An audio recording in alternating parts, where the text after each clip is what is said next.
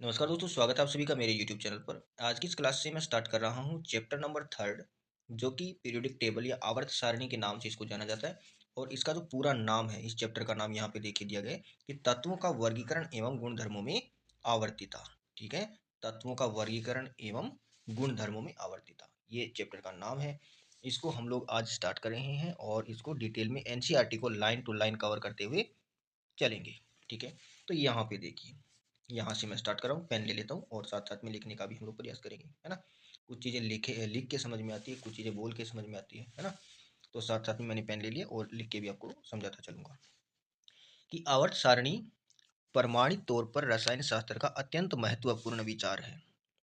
प्रतिदिन विद्यार्थियों को इससे सहायता मिलती है, खोजकर्ताओं को नई दिशा मिलती है और व्यवस्थित रूप में संपूर्ण रसायन शास्त्र का संक्षिप्त वर्णन है। माने पूरी की पूरी केमिस्ट्री का एक लघु रूप है ये आवर्त सारणी। ठीक है, संक्षिप्त वर्णन मिलता है। यह इस बात का एक अद्भुत उदाहरण है कि रासायनिक तत्व अव्यवस्थित समूह में बिखरी हुई इकाई नहीं होते हैं, अपितु वे व्यवस्थित समूहों में समानता प्रदर्शित करते हैं। माने ये जो पीरियोडिक टेबल है, इससे हमें इस बात की तसल्ली मिलती है कि आवर्त सारणी में जितने भी एलिमेंट्स हैं, तत्व हैं, वे सारे के सारे यूं ही बिखरे हुए नहीं पड़े हुए हैं। वो सारे एक व्यवस्था में उनको व्यवस्थित किया जा चुका है। ठीक है, जो लोग यह जानना चाहते हैं कि दुनिया छोटे छोटे अंशों से कैसे बनी है, उनके लिए आवर्त सारणी बहुत उपयोगी है। माने अगर एज ए केमिस्ट हम लोग देखें तो हम यही जानने का प्रयास करते हैं कि छोटे छोटे कणों से मिलकर के पदार्थ कैसे बना है, पदार्थों से मिलकर के एक बड़ी कोई स्ट्रक्चर कैसे बनी है। तो इस प्रकार जानने के जो जिज्ञासु होते हैं, उनके लिए आवर्त सारणी बहुत उपयोगी है। और उपरोक्त जो स्टेटमेंट हम लोगों ने पढ़ा है, वो ग्लेन टी सी बर्ग, ठीक है, ग्लेन टी सी बर्ग, इनका ये स्टेटमेंट है। ठीक है, ये पूरा स्टेटमेंट आपको मैं फिर से एक बार रिवाइज कर देता हूँ कि इनके अनुसार आवर्त सारणी पूरी की पूरी केमिस्ट्री का निचोड़ है, जिससे विद्यार्थियों को और खोजकर्ताओं को सहायता मिलती है। साथ में हमें ये तसल्ली भी होती है कि आवर्त सारणी के सारे तत्व यूं ही बिखरे हुए नहीं पड़े हुए हैं, वो पूरी तरह व्यवस्थित हैं। ठीक है, आगे बढ़ते हैं, अपने चैप्टर में घुसते हैं और इसको फिर आगे समझने का प्रयास करते हैं। देखिए यहाँ पे देखिए कि इस एकक में, एकक माने ये जो चैप्टर है ना, इसमें, इस एकक में हम वर्तमान आवर्त सारणी का ऐतिहासिक विकास, माने ये जो आवर्त सारणी आज हम लोग देख रहे हैं, उस ये पूरी की पूरी रची कैसे की, इसका निर्माण कैसे हुआ, इसका डेवलपमेंट कैसे हुआ, इसके बारे में और एवं आधुनिक आवर्त नियम का अध्ययन करेंगे। ठीक है, तत्वों का वर्गीकरण परमाणु के इलेक्ट्रॉनिक विन्यास का परिणाम है। ठीक है, माने तत्वों का जो वर्गीकरण किया गया है, वो इलेक्ट्रॉनिक विन्यास के आधार पर किया गया है। लेकिन आपको मैं यहीं पे बता दूं कि कोई तत्व पीरियोडिक टेबल में कहाँ एग्जिस्ट करेगा, माने उसका परमाणु क्रमांक क्या होगा, ये प्रोटॉन की संख्या के आधार पर हम लोग तय करते हैं। ठीक है, अब वो चांस की बात है कि जितने प्रोटॉन होते हैं उतने ही इलेक्ट्रॉन होते हैं, अगर तत्व उदासीन है।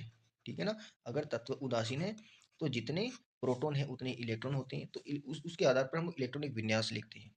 ठीक है, ये लाइन का मतलब आपको समझ में आ गया होगा कि तत्वों का वर्गीकरण परमाणु के इलेक्ट्रॉनिक विन्यास का परिणाम है। ठीक है, इसका मतलब रिजल्ट, परिणाम का मतलब रिजल्ट। अंत में हम तत्वों के भौतिक तथा रासायनिक गुणों की आवृत्ति प्रवृत्ति पर विचार करेंगे। माने एक वर्ग में किस प्रकार के रासायनिक गुण एक जैसे होते हैं, एक आवर्त में किस प्रकार रासायनिक और भौतिक गुण बदलते हैं, उसका हम अध्ययन लास्ट में करेंगे। ठीक है, अभी ये जो पहली हेडिंग हमारे सामने है, इस पर चलो अब विचार कर लेते हैं। पहली हेडिंग है 3.1, तत्वों का वर्गीकरण क्यों आवश्यक है। माने ये जो पीरियोडिक टेबल बनी है, इसकी जरूरत क्या पड़ी। तो देखिए, अब तक हम यह जान चुके हैं कि तत्व सभी प्रकार के पदार्थों के मूल इकाई हैं। माने इस दुनिया में जितने भी पदार्थ उपस्थित हैं, वो सारे के सारे अपने तत्वों से मिलकर के बने होते हैं। ठीक है, हम बोलते हैं कि पदार्थ परमाणु से मिलकर बना होता है। तो अगर मैं बोल दूं सोडियम, तो सोडियम के अंदर सोडियम के ही परमाणु होंगे और यही तो एलिमेंट है ना।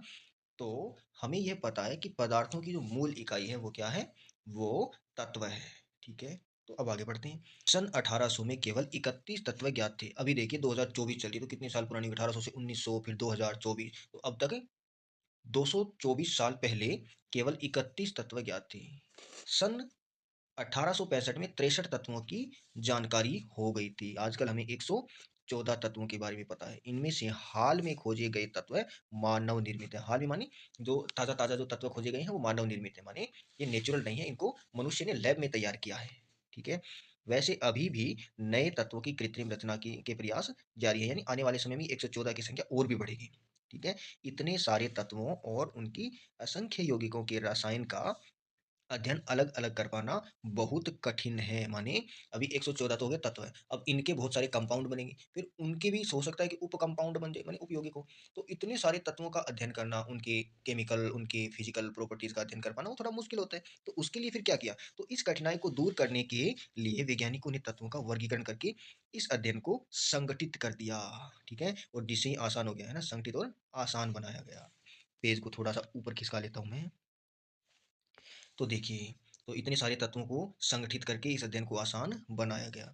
इतना ही नहीं, इस संक्षिप्त तरीके से सभी तत्वों से संबंधित रासायनिक तथ्यों का अध्ययन तर्क संगत रूप से तो कर ही सकेंगे। भविष्य में खोजे जाने वाले तत्वों के में भी मदद मिलेगी। माने ये जो पीरियोडिक टेबल है, इसमें वर्तमान में जितने भी तत्व हैं, उनका तो हम लोग अध्ययन कर ही पाएंगे। साथ साथ में जो भविष्य में तत्व खोजे जाएंगे, उनके लिए भी इसमें जगह छोड़ी गई है। ठीक है? तो उसके अध्ययन में भी हमें मदद मिलेगी। ठीक है? ये हमारी पहली हेडिंग यहाँ पे समाप्त होती है कि आवर्त सारणी की जरूरत क्यों पड़ी, है ना? माने तत्वों के वर्गीकरण की हमें क्यों जरूरत पड़ी, इसके बारे में हम लोगों ने जाना। अब अगली जो हमारी हेडिंग है वो है आवर्त सारणी की उत्पत्ति। ये हम लोग नेक्स्ट क्लास में, यानी अगली क्लास में हम लोग इसका अध्ययन करेंगे। आई होप यहाँ तक आपको चीजें समझ में आई होगी। ऐसे ही थोड़ा थोड़ा करके हम लोग पढ़ेंगे रोजाना, एक हेडिंग, एक टॉपिक को हम लोग पढ़ने का प्रयास करेंगे। ठीक है? आई होप इससे आपको थोड़ी बहुत मदद मिल रही होगी। और आगे भी यदि मेरे साथ आप अपनी एनसीईआरटी को कवर करना चाहते हैं तो चैनल को सब्सक्राइब करके नोटिफिकेशन बेल जरूर दबा देना, ताकि आने वाली वीडियो की नोटिफिकेशन आपको मिलते रहे।